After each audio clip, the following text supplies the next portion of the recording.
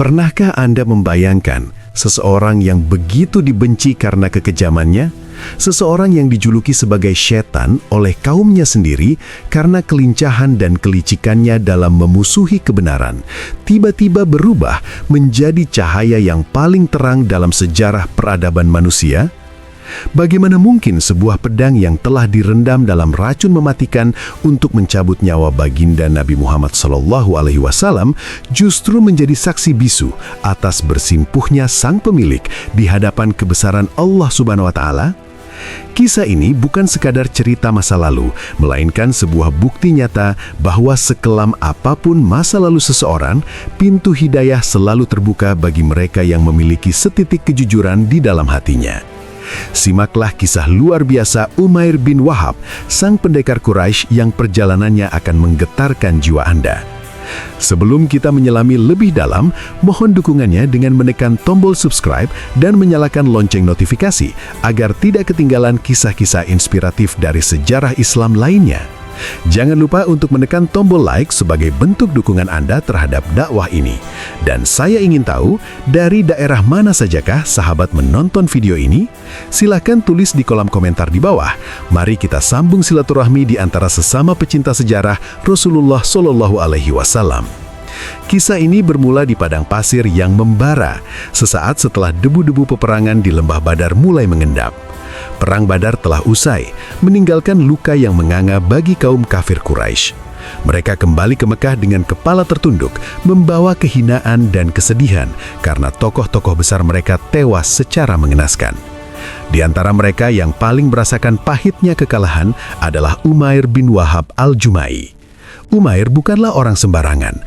Ia adalah seorang ahli strategi, seorang penunggang kuda yang tangkas dan memiliki penglihatan yang sangat tajam sehingga ia mampu memperkirakan jumlah musuh hanya dengan sekali pandang. Namun, di balik kecerdasannya, hatinya dipenuhi oleh kebencian yang mendalam terhadap Islam. Penduduk Mekah menjuluki Umair sebagai setan Quraisy. Julukan itu disematkan kepadanya bukan tanpa alasan. Di masa lalu, dialah yang sering menyiksa kaum muslimin yang lemah. Dialah yang menghasut orang-orang untuk memusuhi dakwah Nabi. Dan dialah yang menjadi mata-mata paling handal bagi kaum musyrikin. Pada Perang Badar, Umairlah yang diutus oleh Abi Jahal untuk menyelidiki kekuatan kaum muslimin. Saat itu ia memacu kudanya mengelilingi perkemahan para sahabat, lalu kembali kepada Abu Jahal dengan laporan yang sangat berani. Umair bin Wahab berkata kepada para pemimpin Quraisy saat itu, "Wahai kaumku, jumlah mereka tidak banyak, hanya sekitar 300 atau kurang atau lebih sedikit. Namun perhatikanlah baik-baik, aku melihat unta-unta mereka membawa maut yang siap menerkam. Aku melihat sebuah kaum yang tidak memiliki perlindungan dan tempat kembali kecuali pedang-pedang mereka. Demi Tuhan, aku melihat mereka adalah orang-orang yang tidak akan terbunuh sebelum mereka membunuh salah seorang dari kita. Jika mereka berhasil membunuh sejumlah orang dari kita yang sama dengan jumlah mereka, maka kehidupan macam apa lagi yang bisa kita nikmati setelah itu? Pertimbangkanlah baik-baik sebelum kalian memutuskan untuk berperang." Namun, kesombongan Abu Jahal telah membutakan segalanya. Peringatan logis dari Umair bin Wahab dianggap sebagai bentuk ketakutan. Akibatnya, Quraisy hancur lebur di Badar. Umair sendiri berhasil melarikan diri dan kembali ke Mekah, namun hatinya hancur karena putranya yang bernama Wahab bin Umair tertangkap dan menjadi tawanan kaum muslimin di Madinah. Dendamnya membara bukan hanya karena kekalahan kaumnya, tetapi juga karena rasa malu dan kekhawatiran atas nasib putranya. Beberapa waktu setelah kekalahan di Badar, Umair duduk di dekat Ka'bah, tepatnya di Hijr Ismail. Di sana ia bertemu dengan sahabat karibnya yang memiliki nasib serupa, yaitu Safwan bin Umayyah. Ayah Safwan yaitu Umayyah bin Khalaf adalah tokoh Quraisy yang tewas di tangan Bilal bin Rabah dalam Perang Badar. Kedua pria ini duduk dalam kesunyian yang berat, meratapi nasib para pemuka Quraisy yang kini jasadnya membusuk di sumur tua Badar. Safwan bin Umayyah menghela nafas panjang dan berkata dengan nada penuh keputusasaan, "Demi Tuhan, tidak ada lagi gunanya hidup kita setelah peristiwa itu. Hidup ini terasa hampa tanpa kehadiran mereka yang telah mendahului kita." Umair bin Wahab menoleh ke arah sahabatnya dengan mata yang menyala karena kebencian yang tertahan. Ia menjawab dengan suara yang bergetar, "Engkau benar, wahai Syafwan. Demi Tuhan, kalau bukan karena utang-utang yang belum mampu aku lunasi, dan kalau bukan karena anak dan istriku yang aku khawatirkan akan terlantar sepeninggalku nanti, niscaya aku akan berangkat sendiri ke Madinah. Aku akan mencari Muhammad dan membunuhnya dengan tanganku sendiri. Aku memiliki alasan yang masuk akal untuk masuk ke Madinah tanpa dicurigai. Aku akan katakan bahwa aku datang untuk menebus putraku yang mereka tawan." Kesepakatan gelap pun terjadi di bawah bayang-bayang Ka'bah. Umair bin Wahab setuju. Ia segera pulang ke rumahnya, mengambil pedangnya yang paling tajam, lalu mengasahnya dengan penuh ketelitian. Tidak hanya itu, Umair merendam pedang tersebut dalam racun yang sangat mematikan, sehingga luka kecil sekalipun yang diakibatkan oleh pedang itu akan berujung pada kematian yang cepat. Dengan hati yang dingin dan niat yang jahat, Umair memacu untanya menuju Madinah. Ia menempuh perjalanan jauh melintasi padang pasir yang luas, hanya dengan satu visi di kepalanya, mengakhiri nyawa Rasulullah SAW dan menghancurkan Islam dari akarnya. Ia tidak menyadari bahwa setiap langkah kakinya mendekati Madinah, sebenarnya ia sedang melangkah menuju sebuah takdir yang sama sekali tidak pernah ia bayangkan dalam mimpinya yang paling liar sekalipun. Sesaat setelah sampai di pinggiran kota Madinah, Umair bin Wahab mulai mengatur siasat. Ia mencoba bersikap setenang mungkin agar kehadirannya tidak memancing kecurigaan. Namun Madinah saat itu dijaga oleh orang-orang yang memiliki firasat yang sangat kuat, terutama seorang pria yang dikenal sebagai pembeda antara yang hak dan yang batil, yaitu Umar bin Khattab radhiyallahu anhu. Saat itu, Umar bin Khattab sedang berada di depan Masjid Nabawi, duduk bersama beberapa sahabat lainnya untuk mengenang kembali peristiwa Perang Badar dan mensyukuri kemenangan yang Allah berikan. Tiba-tiba, pandangan Umar yang tajam menangkap sosok seorang pria yang baru saja turun dari tunggangannya tepat di depan pintu masjid. Pria itu menyandang pedang dengan raut wajah yang tampak gelisah, namun berusaha keras untuk terlihat santai. Umar bin Khattab segera mengenali sosok tersebut. Darahnya berdesir, bukan karena takut, melainkan karena waspada. Umar berkata kepada para sahabat di sekelilingnya dengan suara yang tegas, "Itu adalah Umair bin Wahab, musuh Allah. Demi Allah, dia tidak datang ke sini melainkan untuk maksud yang buruk. Dialah yang dahulu menghasut orang-orang di Badar, dan dialah yang meramalkan jumlah kita untuk kaumnya." Tanpa membuang waktu, Umar bin Khattab berdiri dan segera menghampiri Umair.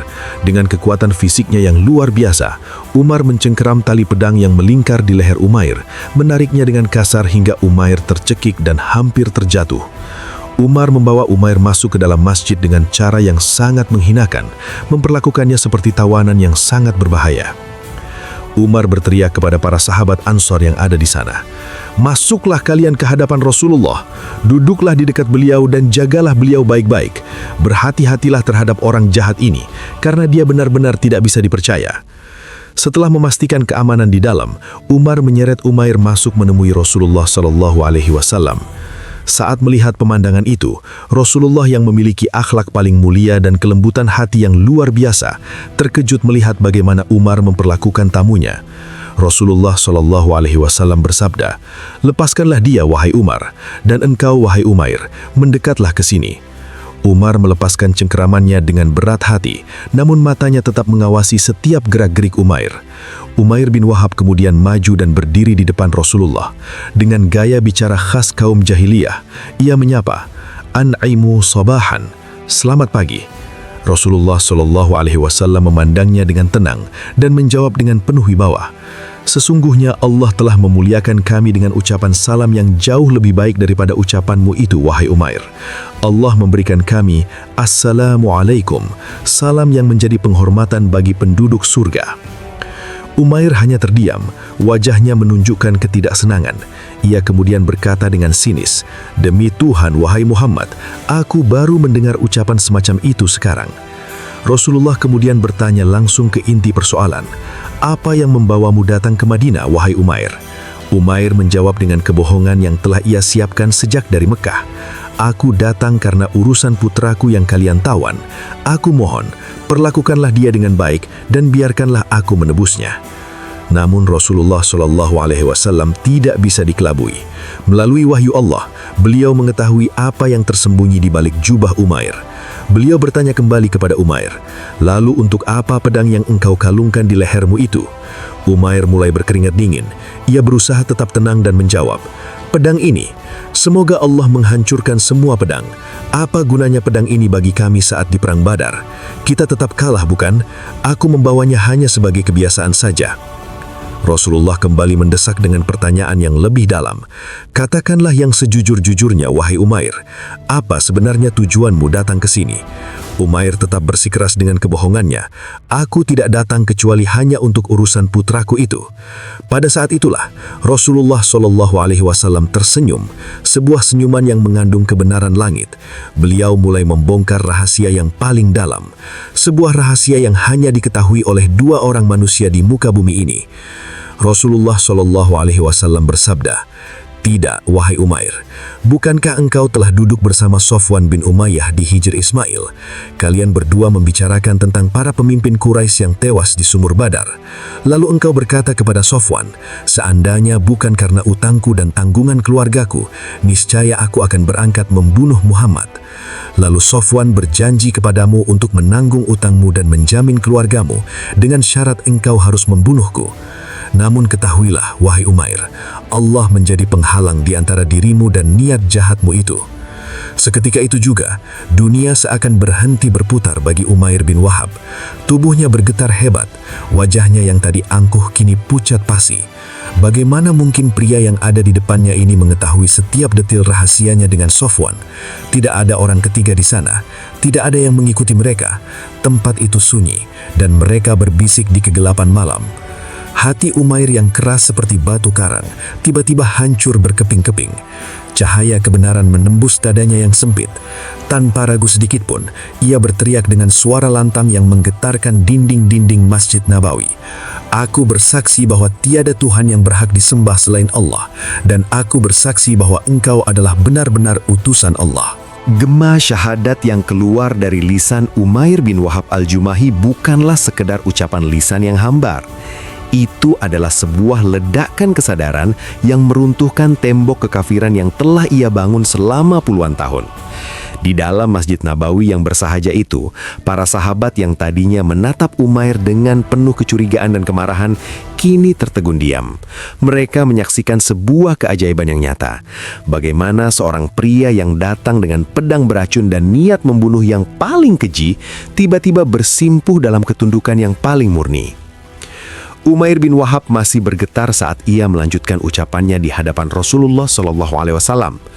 "Wahai Rasulullah, dahulu kami selalu mendustakan engkau mengenai berita-berita langit yang kau bawa, dan kami mendustakan wahyu yang turun kepada engkau. Namun kejadian yang aku alami bersama Safwan bin Umayyah ini adalah rahasia yang tidak diketahui oleh siapapun kecuali aku dan dia. Demi Allah, sekarang aku tahu dengan seyakin-yakinnya bahwa tidak ada yang memberitahukan hal ini kepadamu kecuali Allah Subhanahu wa Ta'ala. Segala puji bagi Allah yang telah menuntunku ke jalan ini, yang telah menggiringku menuju Islam." Melihat ketulusan yang memancar dari wajah Umair, Rasulullah SAW yang penuh kasih sayang segera berpaling kepada para sahabatnya. Beliau tidak menunjukkan rasa dendam, tidak pula mengungkit-ungkit bahwa pria ini baru saja berniat mencabut nyawanya. Sebaliknya, beliau memerintahkan para sahabat untuk menyambut saudara baru mereka dengan penuh kemuliaan. Rasulullah SAW bersabda, "Ajarilah saudara kalian ini tentang agamanya, bacakanlah kepadanya Al-Quran, dan bebaskanlah tawanannya." Perintah ini mengandung makna yang sangat dalam. Rasulullah menyebut Umair sebagai saudara, sebuah sebutan yang menghapus seluruh status setan Quraisy atau musuh Allah dalam sekejap. Begitulah Islam. Ia tidak hanya mengubah status hukum seseorang, tetapi juga mengubah status sosial dan ikatan persaudaraan. Mendengar perintah tersebut, putra Umair yang ditawan sejak Perang Badar segera dibebaskan tanpa tebusan sepeser pun sebagai penghormatan atas keislaman ayahnya. Perubahan yang paling mencolok terlihat pada diri Umar bin Khattab radhiyallahu anhu. Pria yang dijuluki Al-Faruq ini sebelumnya adalah orang yang paling keras menentang masuknya Umair ke masjid. Bahkan, Umar sempat berujar dengan kalimat yang sangat keras ketika pertama kali melihat Umair datang di depan kami. Umar pernah berkata, "Demi zat yang jiwaku berada di tangannya, aku lebih suka melihat seekor babi daripada melihat wajah Umair bin Wahab saat ia pertama kali muncul di depan kami tadi." Tetapi sekarang, setelah ia masuk Islam, aku lebih mencintainya daripada sebagian anak-anakku sendiri. Inilah kekuatan iman. Ia mampu menyatukan dua hati yang sebelumnya saling ingin membunuh menjadi dua hati yang saling mencintai demi meraih keridhaan Sang Pencipta. Selama beberapa hari di Madinah, Umair bin Wahab benar-benar menenggelamkan dirinya dalam samudra ilmu. Ia tidak menyia-nyiakan waktu. Ia duduk di majelis Rasulullah, menyimak setiap ayat Al-Quran yang dibacakan dan mempelajari tata cara sholat dengan penuh kehusyuan. Setiap sujud yang ia lakukan terasa seperti penebus atas setiap langkah kakinya yang dulu digunakan untuk mengejar kaum muslimin. Ia merenungi betapa luasnya rahmat Allah. Bagaimana mungkin seorang pembunuh seperti dirinya disambut dengan tangan terbuka, diberi makan, diajari ilmu dan dirangkul sebagai saudara. Kesucian ajaran Islam ini benar-benar menjungkir balikan logika jahiliyahnya. Di Mekkah, jika seseorang berbuat salah, maka dendam akan turun-temurun hingga 7 turunan. Namun di Madinah, kesalahan sebesar niat pembunuhan dihapus hanya dengan satu kalimat syahadat yang jujur. Umair merasakan ketenangan yang tidak pernah ia dapatkan selama menjadi pemuja berhala. Pedang beracun yang ia bawa kini telah ia buang jauh-jauh dari hatinya, meskipun fisiknya tetap seorang pendekar yang tangguh. Namun di tengah kedamaian yang ia rasakan di Madinah, pikiran Umair mulai terbang kembali ke Mekah. Ia teringat dengan teman-temannya yang masih berada dalam kegelapan. Ia teringat akan Syafwan bin Umayyah yang saat ini pasti sedang menunggu berita kematian Rasulullah dengan penuh kesombongan. Hati Umair merasa perih. Ia merasa memiliki utang besar kepada Islam. Ia merasa bahwa jika dulu ia menggunakan seluruh kekuatannya untuk memadamkan cahaya Allah, maka sekarang ia harus menggunakan sisa umurnya untuk menyebarkan cahaya itu. Bahkan jika ia harus kembali ke sarang singa di Mekah. Umair bin Wahab datang menghadap Rasulullah SAW dengan tekad yang bulat. Ia berkata dengan suara yang mantap, "Wahai Rasulullah, dahulu aku adalah orang yang sangat giat memadamkan cahaya Allah. Aku sangat kejam terhadap orang-orang yang mengikuti agama Allah. Sekarang aku memohon izinmu agar engkau membiarkan aku pergi ke Mekah. Aku ingin menyeru mereka kepada Allah, kepada Rasulnya dan kepada Islam. Semoga Allah memberikan hidayah kepada mereka melalui tanganku. Namun jika mereka menolak, aku akan menyakiti mereka karena agama mereka, sebagaimana dulu aku menyakiti sahabat-sahabatmu karena agama Islam." Rasulullah SAW melihat kejujuran di mata Umair dan memberikan izin kepadanya. Maka berangkatlah Umair kembali ke Mekah. Namun kali ini perjalanannya sangat berbeda. Jika berangkat ia dipenuhi dengan beban dendam dan kegelisahan, saat pulang ia dipenuhi dengan ketenangan dan semangat dakwah. Di atas punggung ontanya, ia tidak lagi merencanakan pembunuhan, melainkan melantunkan ayat-ayat Al-Quran yang baru saja ia hafal. Padang pasir yang ia lalui seolah menjadi saksi bisu kembalinya seorang pahlawan tauhid. Sementara itu, di Mekah, Syafwan bin Umayyah sedang berada di puncak ekspektasinya. Setiap hari, ia akan pergi ke pinggiran kota Mekah, berdiri di dataran tinggi, dan bertanya kepada setiap kafilah yang datang dari arah Madinah.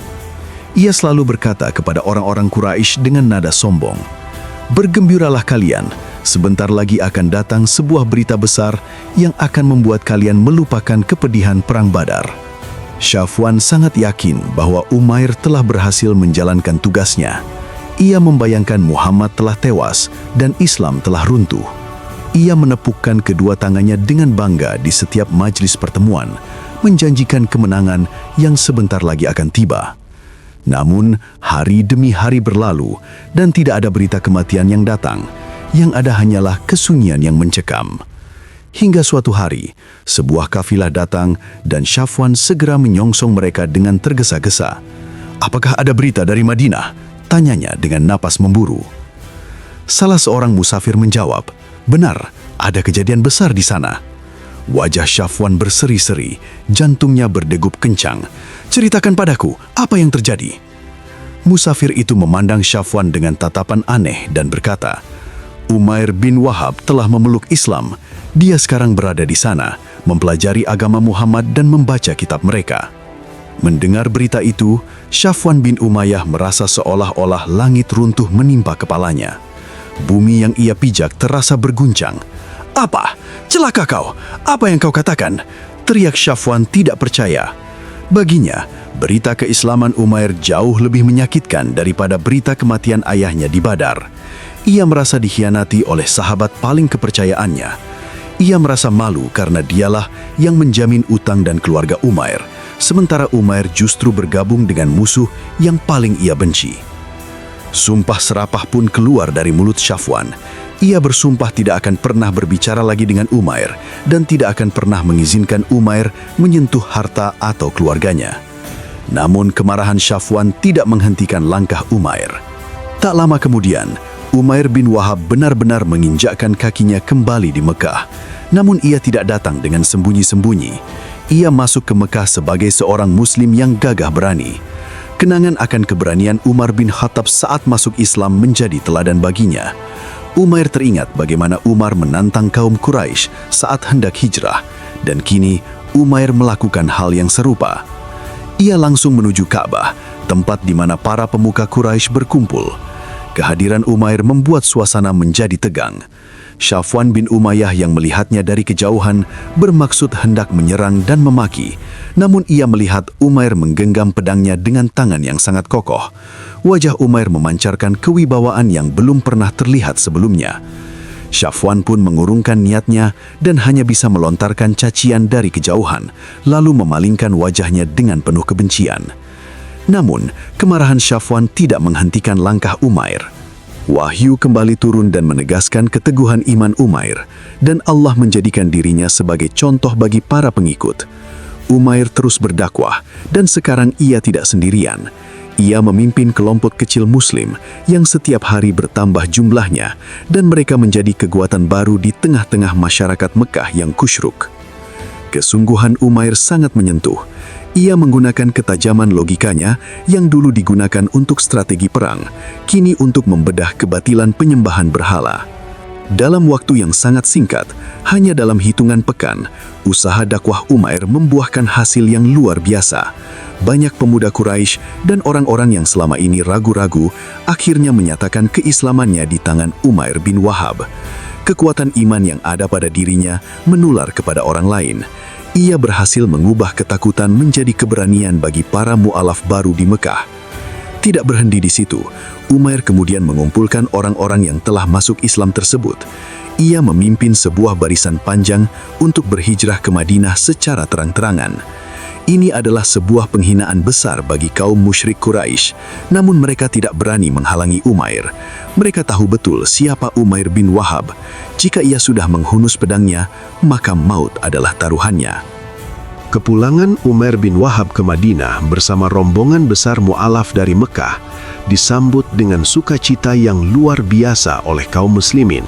Jika dulu ia datang sendirian dengan niat membunuh, kini ia kembali sebagai seorang pemimpin yang membawa cahaya hidayah bagi puluhan orang lainnya. Namun, Umair tidak lantas berpuas diri dengan keberhasilan dakwahnya. Ia memahami betul bahwa dalam Islam, keimanan tidak cukup hanya dengan kata-kata. Keimanan menuntut pembuktian melalui pengorbanan harta, jiwa, dan raga di jalan Allah Subhanahu wa Ta'ala. Sejak saat itu, Umair bin Wahab tidak pernah absen dalam setiap peperangan penting yang dihadapi oleh Rasulullah SAW. Ia yang dulu menggunakan ketajaman matanya untuk memata-matai kaum muslimin demi kepentingan Quraisy, kini menggunakan keahlian intelijennya untuk melindungi kedaulatan Islam. Di medan perang Uhud, perang Khandaq, hingga ekspedisi-ekspedisi lainnya, Umair selalu berdiri di barisan depan. Ia bertempur dengan keberanian yang membuat musuh-musuhnya teringat kembali mengapa dulu ia dijuluki sebagai pahlawan bangsa Quraisy. Namun kini, pedangnya tidak lagi diolesi racun pengkhianatan, melainkan diayunkan dengan keadilan dan ketakwaan. Tahun-tahun berlalu, dan kejayaan Islam semakin tak terbendung. Puncaknya adalah ketika terjadi peristiwa Fathu Makkah atau pembebasan kota Mekah. Saat itu, Rasulullah Shallallahu Alaihi Wasallam memasuki kota kelahirannya bukan sebagai penakluk yang haus darah, melainkan sebagai nabi yang membawa kedamaian dan pengampunan massal. Di tengah hiruk-pikuk kemenangan tersebut, hati Umair bin Wahab tidak bisa tenang. Pikirannya terus melayang kepada satu nama, Syafwan bin Umayyah. Meskipun Syafwan telah sangat membenci dan mencaci makinya sejak kejadian di Madinah dulu, Umair tidak pernah menyimpan dendam. Baginya, Syafwan adalah sahabat karib masa mudanya, dan ia sangat ingin melihat Syafwan mencicipi manisnya iman, sebagaimana yang ia rasakan. Namun, Syafwan bin Umayyah yang saat itu merupakan salah satu petinggi Quraisy yang paling keras kepala, merasa sangat ketakutan. Ia yakin bahwa Rasulullah Shallallahu Alaihi Wasallam akan menghukum mati dirinya karena dosa-dosa masa lalunya yang begitu besar terhadap kaum muslimin. Dalam keputusasaannya, Syafwan memutuskan untuk melarikan diri dari Mekah. Ia memacu kudanya menuju pelabuhan Jeddah, berniat menyeberangi lautan menuju Yaman untuk mengasingkan diri selamanya. Berita pelarian Syafwan sampai ke telinga Umair bin Wahab. Umair merasa sangat kasihan. Ia tidak ingin sahabatnya itu mati dalam keadaan kafir dan tersesat di negeri orang. Tanpa membuang waktu, Umair segera menghadap Rasulullah Shallallahu Alaihi Wasallam. Ia berkata dengan nada memohon, "Wahai Nabi Allah, sesungguhnya Syafwan bin Umayyah adalah pemimpin kaumnya. Ia telah melarikan diri karena takut akan hukumanmu dan berniat melemparkan dirinya ke laut. Wahai Rasulullah, demi Allah, berilah dia jaminan keamanan. Semoga Allah melimpahkan karunia-Nya kepadamu, sebagaimana engkau telah memberikan keamanan kepada penduduk Mekah lainnya." Rasulullah Shallallahu Alaihi Wasallam yang merupakan rahmat bagi semesta alam, menatap Umair dengan kelembutan. Beliau mengerti betapa besar rasa setia kawan di hati Umair. Dengan tenang, Rasulullah menjawab, "Dia aman. Aku berikan jaminan keamanan untuknya." Namun, Umair merasa jaminan lisan saja mungkin tidak cukup untuk meyakinkan Syafwan yang sedang diliputi rasa ketakutan yang luar biasa. Umair berkata lagi, "Ya Rasulullah, berilah aku suatu tanda sebagai bukti nyata keamanan darimu, agar dia percaya kepadaku." Maka Rasulullah Shallallahu Alaihi Wasallam melepaskan sorban yang beliau kenakan saat memasuki kota Mekah, sorban yang menjadi saksi kemenangan bersejarah tersebut, dan memberikannya kepada Umair. Beliau bersabda, "Bawalah sorban ini kepadanya sebagai tanda bukti." Umair segera memacu kudanya secepat kilat mengejar Syafwan.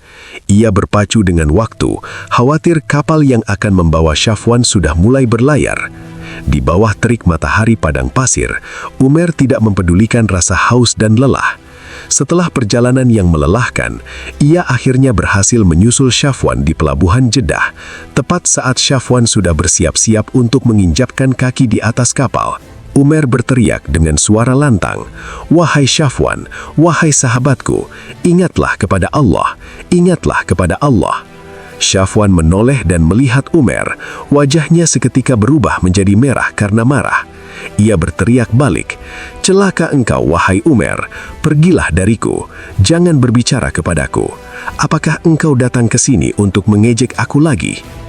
Umair mendekat dengan nafas terengah-engah, namun matanya memancarkan ketulusan. Ia berkata, "Wahai Syafwan, ayah dan ibuku menjadi jaminan bagimu. Aku datang kepadamu dari sisi manusia yang paling mulia, orang yang paling banyak kebajikannya, orang yang paling penyantun, dan orang yang paling baik di muka bumi. Muhammad Shallallahu Alaihi Wasallam telah memberimu jaminan keamanan. Kemuliaannya adalah kemuliaanmu, dan kehormatannya adalah kehormatanmu juga." Syafwan menggelengkan kepala dengan ragu. "Aku tidak percaya padamu. Aku takut ia akan membunuhku." Umair kemudian mengeluarkan sorban Rasulullah dan memperlihatkannya kepada Syafwan. "Lihatlah ini. Ini adalah sorban beliau yang beliau pakai saat memasuki Mekah. Beliau memberikannya kepadaku sebagai tanda jaminan keamanan bagimu. Pulanglah bersamaku, wahai sahabatku. Jangan sia-siakan nyawamu di negeri asing." Melihat sorban tersebut, pertahanan hati Syafwan mulai goyah. Ia melihat kejujuran di mata Umair, seorang pria yang dulu ia biayai untuk melakukan kejahatan, namun kini justru mempertaruhkan segalanya untuk menyelamatkan nyawanya. Akhirnya, Safwan setuju untuk kembali ke Mekah bersama Umair. Sesampainya di Mekah, Umair membawa Safwan langsung menghadap Rasulullah Shallallahu Alaihi Wasallam yang saat itu sedang berada di Masjidil Haram. Di hadapan banyak orang, Safwan berkata dengan suara yang agak keras, "Wahai Muhammad, pria ini, Umair, mengklaim bahwa engkau telah memberiku jaminan keamanan. Apakah itu benar?" Rasulullah Shallallahu Alaihi Wasallam tersenyum dan menjawab dengan sangat tenang, "Benar, apa yang dikatakannya itu benar." Safwan yang masih memiliki sisa-sisa keangkuhan Quraisy kemudian berkata, "Jika demikian, berilah aku waktu selama 2 bulan untuk berpikir dan menentukan pilihanku." Rasulullah Shallallahu Alaihi Wasallam menunjukkan kelapangan dada yang tidak dimiliki oleh raja manapun di dunia. Beliau menjawab, "Engkau tidak hanya diberi waktu 2 bulan, aku memberimu waktu selama 4 bulan untuk memilih." Pemberian waktu 4 bulan ini adalah strategi dakwah yang sangat cerdas dari Rasulullah. Beliau tidak ingin seseorang masuk Islam karena terpaksa atau karena takut. Beliau ingin hidayah itu masuk ke dalam hati melalui perenungan dan pembuktian. Selama masa tunggu tersebut, Safwan tetap bergaul dengan kaum muslimin, melihat bagaimana mereka beribadah, melihat bagaimana Rasulullah memimpin dengan keadilan, dan merasakan sendiri kemuliaan akhlak Islam. Umair bin Wahab tidak pernah meninggalkan sisi Safwan selama masa itu. Ia terus mendampingi sahabatnya, menceritakan keindahan Islam, dan menjawab setiap keraguan di hati Safwan.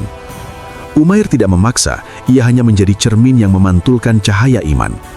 Kesabaran dan kesetiaan Umair ini akhirnya membuahkan hasil yang manis.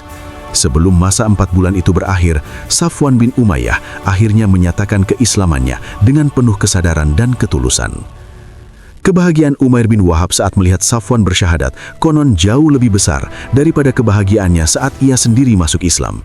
Baginya, menyelamatkan satu jiwa dari api neraka, apalagi jiwa seorang sahabat karib, adalah pencapaian tertinggi dalam hidupnya. Kini, 2 sahabat yang dulu merencanakan konspirasi jahat di bawah bayang-bayang Ka'bah telah bersatu kembali dalam ikatan ukhuwah Islamiyah yang suci. Sejarah seringkali mencatat orang-orang yang hanya bersinar di awal perjalanannya. Namun, kisah Umair bin Wahab al-Jumahi adalah pengecualian yang sangat indah. Keislamannya bukanlah api yang menyala sesaat lalu padam, melainkan bara yang terus membakar semangat juang hingga napas terakhirnya. Setelah peristiwa Fathu Makkah dan masuknya Safwan bin Umayyah ke dalam Islam, Umair tidak lantas berpangku tangan.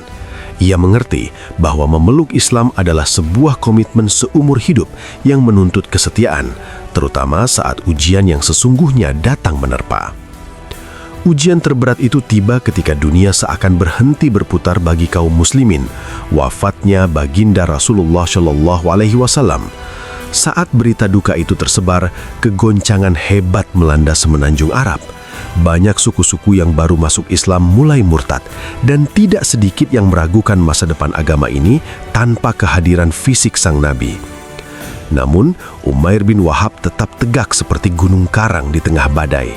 Keimanannya tidak bergantung pada kehadiran manusia, melainkan pada kebenaran Rob yang disembah oleh manusia tersebut. Di masa kepemimpinan Abu Bakar Asy-Syiddiq radhiyallahu anhu, Umair tetap menjadi prajurit yang setia. Ia ikut serta dalam memadamkan api kemurtadan dan menjaga persatuan umat. Kemudian, di masa kekhalifahan Umar bin Khattab, pria yang dulu pernah menyeretnya dengan kasar di Masjid Nabawi, persahabatan mereka semakin mengental dalam ketaatan. Umar bin Khattab yang dikenal sangat selektif dalam memilih pemimpin, seringkali mempercayakan tugas-tugas penting kepada Umair. Bagi Umar, Umair adalah bukti nyata dari mukjizat dakwah Rasulullah. Seorang yang dulu merupakan musuh paling berbahaya, kini menjadi salah satu pilar kekuatan umat yang paling terpercaya. Hingga masa senjanya, Umair bin Wahab terus membuktikan bahwa kejujuran dalam beriman akan membawa seseorang pada derajat yang tinggi. Ia menghabiskan sisa umurnya dengan penuh kezuhudan, jauh dari kemewahan dunia yang dulu pernah ia banggakan saat menjadi bangsawan Quraisy. Baginya, kemuliaan yang sesungguhnya bukanlah harta atau julukan setan Quraisy yang ditakuti, melainkan julukan sahabat Rasulullah yang dicintai oleh penduduk langit. Kisah Umair bin Wahab ini memberikan kita pelajaran yang sangat mendalam tentang hakikat hidayah dan pengampunan. Seringkali kita merasa diri kita terlalu kotor, terlalu banyak dosa, atau terlalu jauh dari Tuhan sehingga kita merasa tidak pantas untuk kembali. Namun, lihatlah Umair. Ia datang ke Madinah bukan dengan niat bertobat, melainkan dengan niat membunuh manusia paling suci di muka bumi dengan pedang beracun. Namun Allah Subhanahu wa Ta'ala dengan keluasan rahmatnya justru menjemputnya di titik terendah tersebut dan mengubah pedang beracunnya menjadi pedang pembela tauhid. Ini adalah pesan bagi siapa saja yang saat ini merasa tersesat. Tidak ada kata terlambat untuk menjemput hidayah. Jika seorang setan Quraisy saja bisa berubah menjadi pembela Islam, maka tidak ada satupun pintu tobat yang tertutup bagi kita selama matahari belum terbit dari arah barat. Islam tidak melihat siapa Anda di masa lalu, tetapi Islam melihat siapa Anda di saat ini dan bagaimana Anda berjuang untuk masa depan yang lebih baik di hadapan Allah. Selain itu, kesetiaan Umair kepada sahabatnya Safwan bin Umayyah mengajarkan kita tentang adab dalam berdakwah. Dakwah bukan tentang menghakimi atau merasa lebih suci, melainkan tentang rasa kasih sayang yang tulus. Umair tidak meninggalkan Safwan dalam kesesatan. Ia mengejarnya hingga ke tepi laut, memohonkan ampunan untuknya kepada Rasulullah dan dengan sabar mendampinginya hingga cahaya iman itu masuk ke hati sahabatnya. Inilah ukhuwah yang sejati, ukhuwah yang tidak hanya ingin masuk surga sendirian, tetapi ingin membawa orang-orang terkasih untuk bersama-sama bersujud kepada Sang Pencipta. Seiring berjalannya waktu, sosok Umair bin Wahab al-Jumahi pun berpulang ke haribaannya, meninggalkan warisan sejarah yang tak ternilai harganya. Namanya terukir abadi dalam deretan para sahabat yang dijanjikan kebaikan. Ia wafat dengan tenang, membawa catatan amal yang penuh dengan perjuangan, dakwah, dan pengorbanan yang tiada tara. Para pemirsa yang dirahmati Allah, kisah Umair bin Wahab ini adalah cermin bagi kita semua. Ia mengajarkan kita untuk tidak mudah berputus asa terhadap diri sendiri maupun orang lain. Jangan pernah meremehkan seseorang karena masa lalunya yang kelam, karena kita tidak pernah tahu bagaimana akhir hidup seseorang. Bisa jadi, orang yang hari ini paling keras memusuhi kebenaran, esok hari akan menjadi orang yang paling depan dalam membelanya. Semoga kisah transformasi agung ini mampu menggetarkan hati kita, menambah kecintaan kita kepada Rasulullah, semoga memotivasi kita untuk terus memperbaiki diri setiap harinya. Mari kita teladani keberanian Umair dalam menyatakan kebenaran dan keikhlasannya dalam berbakti kepada agama Allah. Segala kebenaran datangnya hanya dari Allah Subhanahu wa Ta'ala, dan segala kekurangan dan kesalahan datangnya dari diri saya pribadi sebagai manusia biasa. Terima kasih telah menyimak hingga akhir. Wallahu a'lam bishawab. Mudah-mudahan ini semua bermanfaat bagi dunia dan akhirat kita. Sampai jumpa di kisah-kisah inspiratif selanjutnya. Wassalamualaikum warahmatullahi wabarakatuh.